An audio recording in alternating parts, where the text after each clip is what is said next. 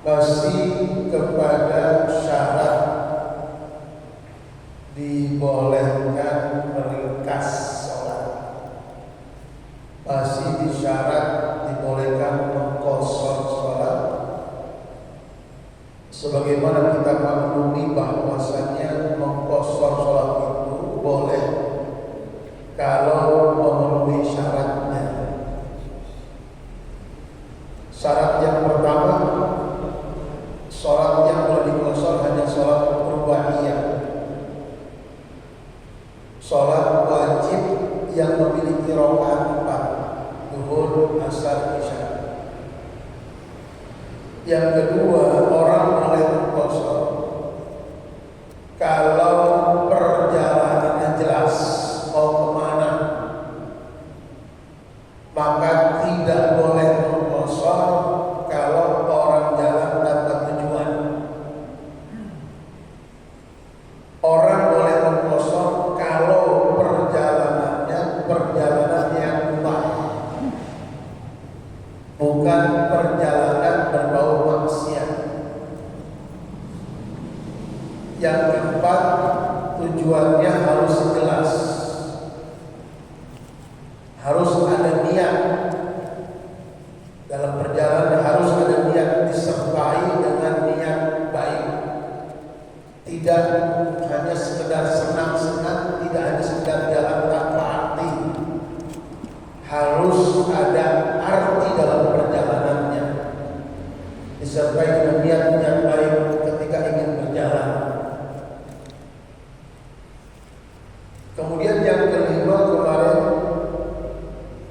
harus perjalanan yang akan dia tempuh adalah perjalanan yang akan mencapai 2 marhalah, 82 km atau lebih dari 82 km, tidak dengan kurang. Yang keenam, mujawazatul balad. Mujawazatul balad, bapak boleh mengqashar kalau sudah melewati batas. Mujawazatul balad, kalau ini Bekasi, maka sudah keluar dari Bekasi. Mujawazatul balad sudah melewati batas kotanya.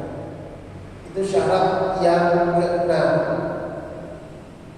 Jangan kamu qashar sementara kamu masih dalam kota kamu.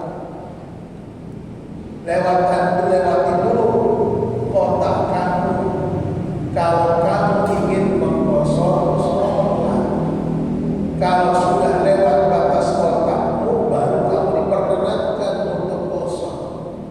Namanya mujawazatul balad. Wa takunu, dan menjadi bimujawazatis sur fil baladil musawwar. Bimujawazatis suri fil baladil musawwar. Kalau zaman dulu itu namanya sudah melewati pagar sur, tembok, ya. Orang dulu kotanya hanya untuk tembokan, kelilingi tembok, ini kampungnya. Kalau sudah lewat pagar, sudah lewat tembok dari suatu kota, sudah nyebrang, berarti sudah masuk kota lain. Dulu zaman dulu, katanya dengan sur itu tembok. Makanya ada wiridan sur pagar. Ya Allah, bentengi aku, sur ada wirid sakral. Ya ada, kalau suka baca wirid sakral pakai ijazah, keras itu dosisnya. Sur itu artinya apa? Pagar, jarak, sur. Jadi jangan dulu satu kampung itu dikelilingi kampungnya dengan sur.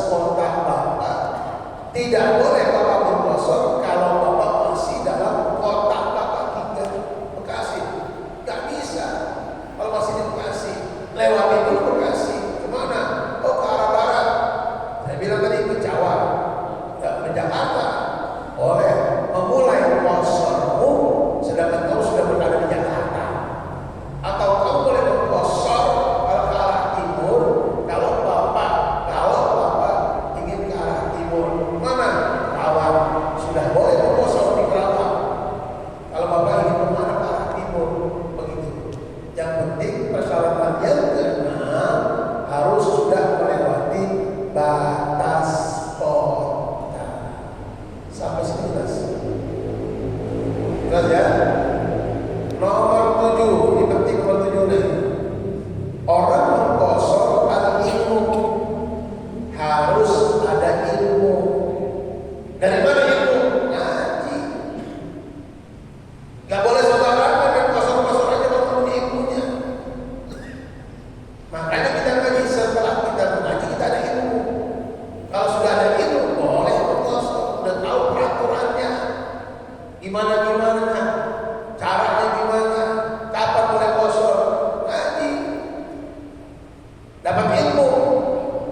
Al-ilmu bijawazil qasri syar'an, ilmu dengan jawaz dibolehkan kosor syar'an secara syariat. Jadi kalau orang mau ingin mengkosor apa? Harus terutama adalah dia tahu kapan-kapan kosornya, gimana kosornya, bagaimana cara kosornya. Kalau tanpa itu nggak bisa. Peraturan nomor 7, ente boleh mengkosor kalau ente punya ilmu tentang kosor. Ada katakan apa? Kalau rawan nasa, kalau dia melihat orang-orang, ini orang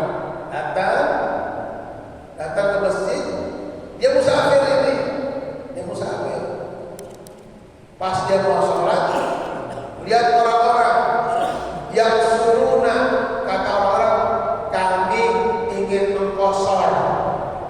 Kata kelompok yang pengen sholat nih, kami pengen sholat zuhur, sholat kami dikosor. Ya udah, saya ikut dah. Dia pengen ikut kepada orang yang ingin mengkosor.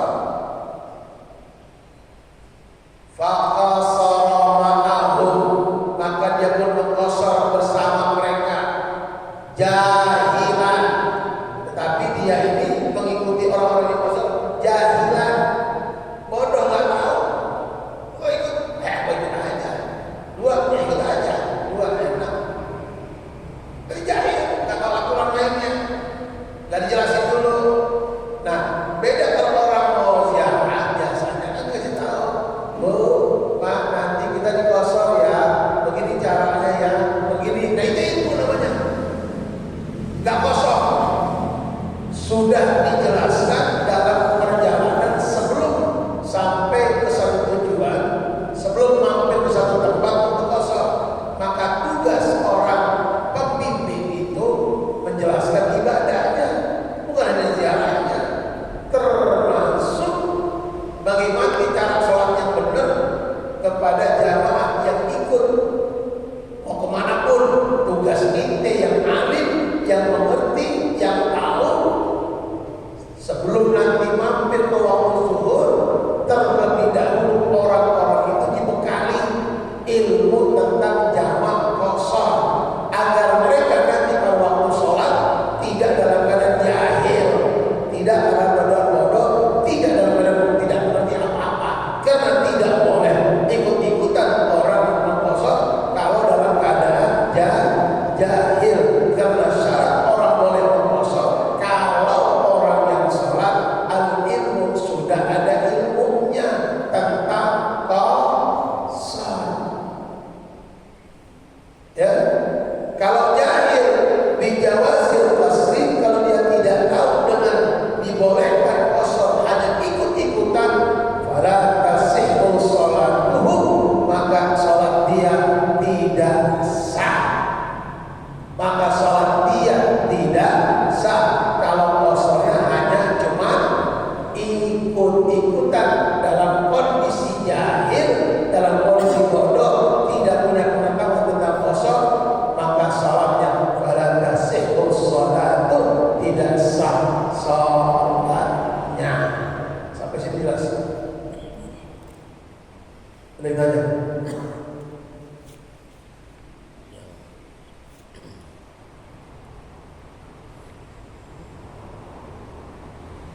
Berarti kita harus tanya kepada yang kosor juga dengan kode. Umpamanya kita nih ada jam kosor, kita mau yang normal gitu. Berarti kita harus bertanya atau beritahu kepada seseorang gitu. Bertanya gitu, umpamanya ini kosor atau normal gitu ya. Ya. Bapak ini musafir. melihat orang-orang pengen sholat, maka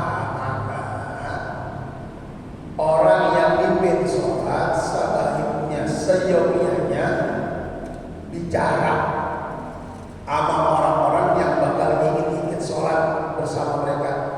Bapak, saya pengen digosor ya, begitu. Kalau ustadznya tidak kasih tahu, maka dia bilang, Bapak Ustadz, mohon maaf ini sholatnya digosor atau enggak? Oh kami tidak. Ya udah. Oh kami gosor, bagus. Jangan sholat dalam keadaan ragu. Kalau seandainya orang datang, orang jelas, maka Bapak tidak boleh menggosor. Ustadz boleh enggak? Saya tidak menggosor. Sementara imam menggosor boleh. Imamnya kita tidak, Pak, saya nggak mau sholat, saya pengen ke tempat. Kata imam, Bapak saya kosor ya. Ya udah ke Bapak, kita ikut sama dia. Walaupun dia dua, kita empat, tidak ada masalah. Dia salah, kita bangun, melanjutkan kurang dua lagi. Tidak ada masalah. Kalau kita tidak kosor, sementara imam posisinya posisi kosor. Jangan dibalik ya, jangan dibalik. Boleh Bapak tidak mengkosor, sholatnya tetap Bapak mengikuti imam yang dikosor, imam yang cuma rakaat boleh. Nanti Bapak dia salah, Bapak tinggal melanjutkan sisa keluarnya, jangan ikut salah, kan Bapak tidak mengkosor. Begitu, jelas? Jelas ya? Jadi tergantung kita mau ikut kosor atau tidak gitu ya. Tergantung Pak Ustadz. Saya jelas ini jelas. Ini Bapak ibu saya kosor ya. Jelas ini. Apalagi sekarang masjid itu kasih tahu buat yang musafir sholat jangan disorong. Ada kan? Dikasih batas tuh biar nggak keder, nggak bingung. Maka saudara harus disorong. Pak jangan di sini Pak, kalau ingin jaga kosor di situ Pak khusus Pak. Biar pada orang tahu. Buat Bapak yang sudah tahu imam mengkosor, keputusan Bapak Ustaz. Boleh mengkosor kalau memang Bapak musafir, tidak boleh tidak mengkosor juga boleh kalau Bapak musafir, bebas. Gitu ya. Jelas ya. Walaupun status sudah jelas nih imamnya kosor, sedangkan Pak Ustaz sebagai imam bebas mau kosor boleh karena memang musafir, tidak mengkosor juga boleh. Kedua-duanya boleh. Gitu ya. Pilihan ada pada Anda. Nah kalau sebaliknya Nah umpamanya ini yang kita lagi ada lagi. Itu ada. Ya. Jelas ini nomor 7. Itu nanti nomor 11. Yang Bapak Ustaz tanya nomor 11 itu mereknya. Silahkan masih panjang dulu.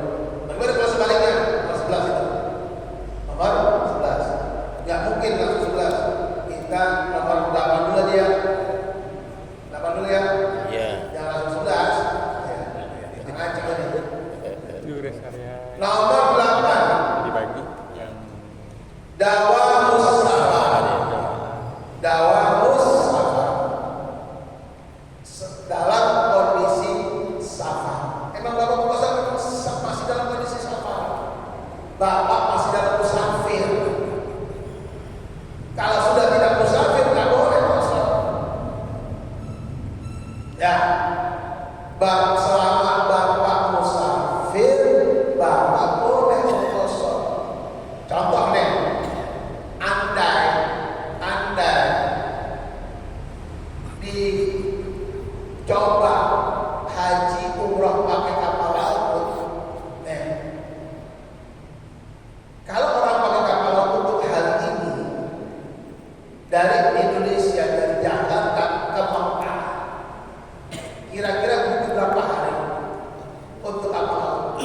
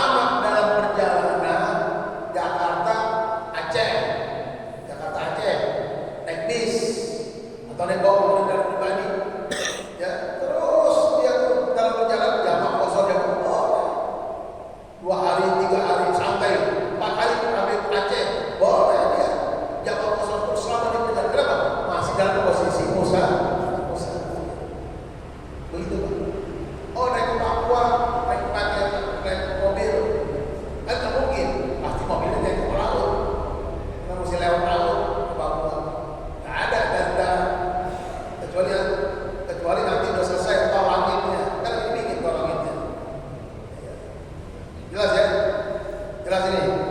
Jadi dalam posisi memang dakwah musafir, masih dalam kondisi musafir. Ila tamamis shalah, sampai sholatnya sempurna.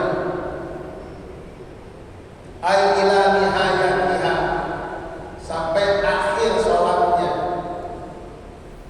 Falau aqama, kalau dia mukim fi asna'iha, di dalam perjalanannya.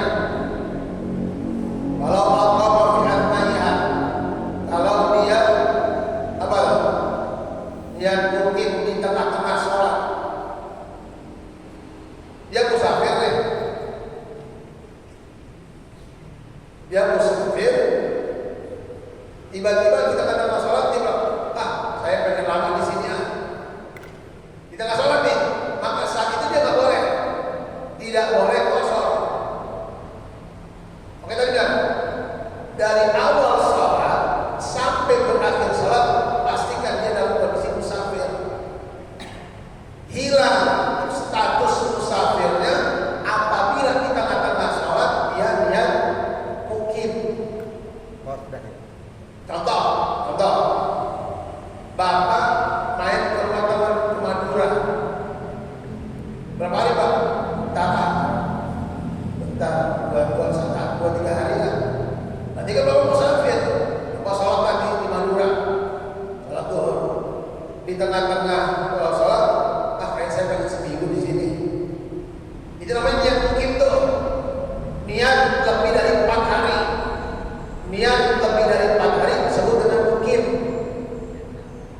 Kalau kurang dari 4 hari atau kurang dari 4 hari masih disebut musafir. Saya di sini mau seminggu dah. Di tengah-tengah sholat itu, maka niat Bapak untuk bermukim di kota tersebut saat Bapak sholat selesai itu status musafirnya, maka ketika selesai status musafirnya, Bapak tidak diperkenankan mengkosor sholatnya. Jelas? Jadi akan hilang status musafir bila di tengah-tengah sholat Bapak niat ingin mukim. Apa itu mukim? Niat tinggal lebih dari 4 hari. Saya pengen sini 5 hari ya. Enak kayaknya betah saya. Di tengah sholat itu berubah pikiran. Maka hari itu juga saat juga Bapak tidak boleh buat, tapi harus tetap 4. Karena Bapak ingin mukim di kota tersebut lebih dari 4 hari. Sampai sini jelas? Kapan itu terjadi? Di tengah-tengah sholat berubah niat. Au nawat iqamata fiha, atau dia memang ketika udah sampai nyampe, saya mau lama di sini. Berarti dia apa? Nawal iqamah, dia mukim. Nyampe, enak banget kalau kamu gini, saya pengen sebulan. Ya kan, ngapain juga di rumah. Saya pengen sebulan di sini ya. Berarti enggak sampai di situ dia sudah menjadi statusnya mukim. Fa'alaihi, maka wajib buat dia yang sudah lihat mukim, itmamuha, harus sholatnya itmam. Artinya tetap 4, enggak boleh kurang karena dia sudah lihat mukim. Enak banget kamu ini, duit banyak urusan, udah anak-anak udah ada, saya pengen sebulan di sini. Ya udah, maka sampai di kota tersebut, dari mulai dia sampai sholatnya normal kayak orang-orang sono. Ya, duhur di waktunya, asar di waktunya, duhur 4, asar 4. Walaupun dia tidak dalam situ, tapi dia sudah lihat apa? Niat mukim di kota itu. Apa itu niat mukim? Dia tinggal lebih dari 4 hari. Itu Pak. Jelas? Loh. Ya Pak. Anggap aja perjalanan kita dari Bekasi ke Semarang. Nah, kita nginep di hotel, kan nginep di hotel 1 hari itu. Apa kita masuk dalam kategori musafir atau udah berubah? Ya, mau mana contoh baca itu gimana? Ke Semarang apa? Ke Semarang ya. Ya. Aja naik pesawat dah, atau naik bis, atau naik mobil pribadi. Mau kemana nih? Mau ke Semarang. Terus mau kemana lagi? Ya enggak, Semarang saya di hotel sehari, besok balik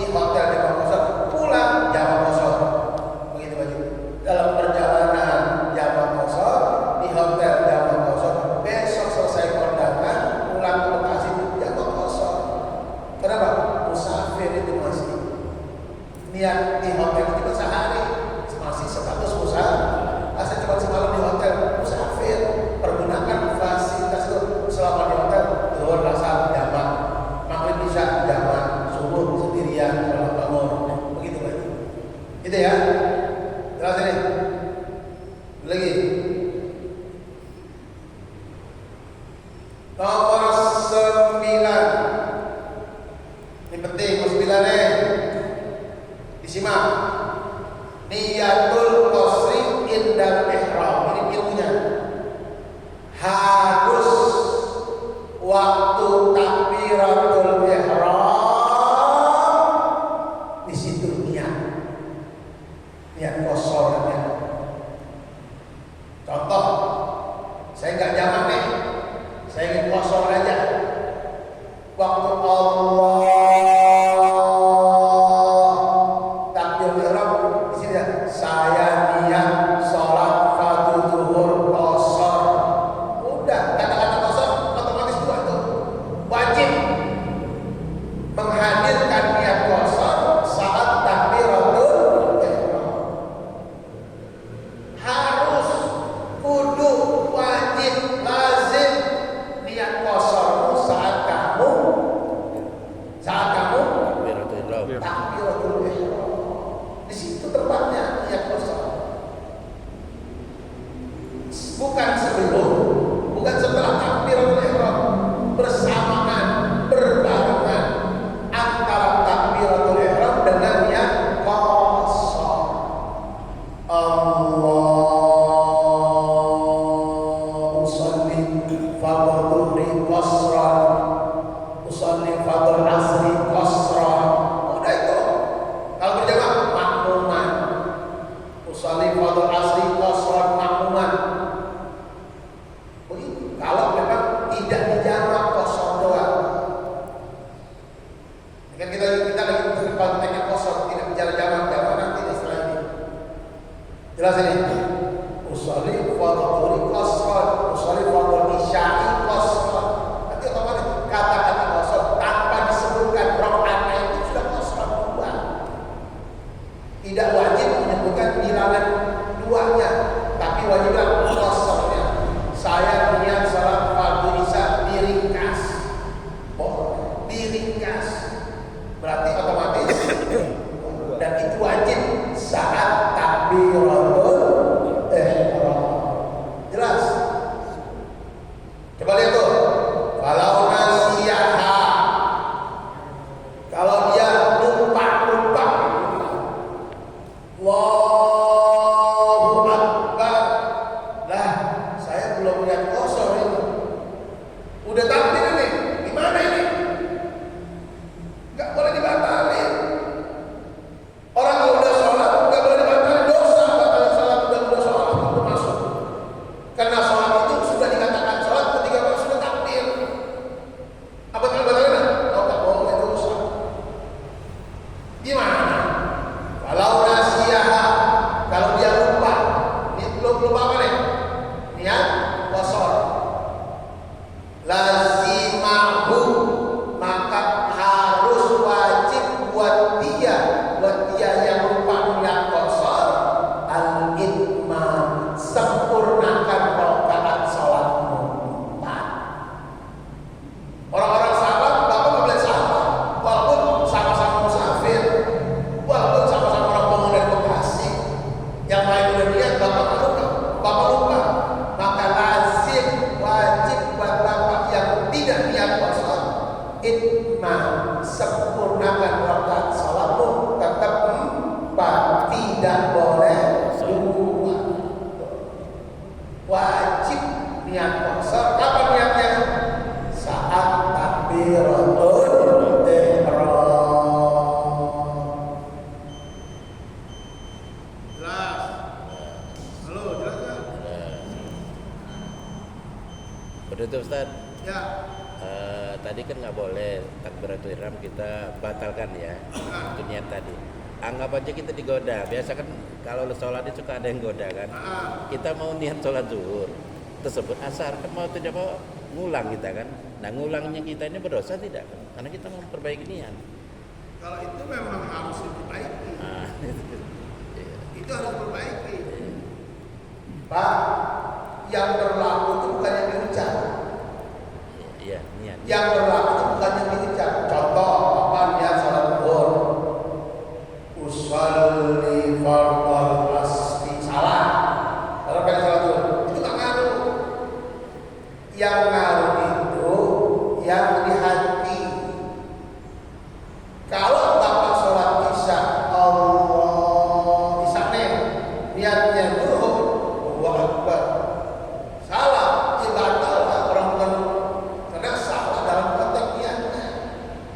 Niat sholat dulu kok niatnya asal.